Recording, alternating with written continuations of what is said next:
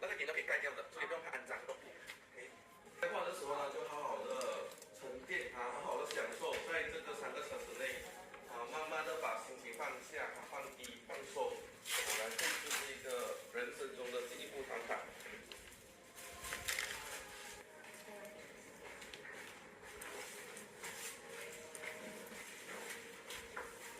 只要你每一日俾自己5分鐘，靜靜地嘅將注意力收返嚟，暫時唔好理其他嘅問題先。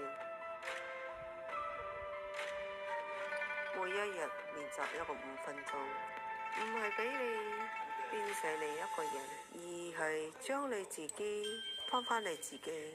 呢個唔係吸引啲咩返嚟，而係為咗本來就有磁力嘅你。聽起嚟好簡單啊，真正做起上嚟嘅唔係好多人嘅，因為佢需要你放下你嘅頭腦嘅控制，願意任你嘅自己嘅感受，而呢份信任係你同宇宙建立連接嘅開始。一旦你相信咗，你就打開同宇宙嗰個門啦。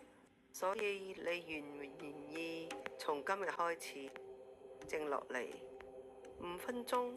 唔係為咗更好，而為咗更完整。如果你願意，宇宙喺度等緊你啊！唔係等緊你嘅目標啊，而係等你靜落嚟，對自己講一句：我願意返嚟啦，願意對齊啦，願意再一次相信自己。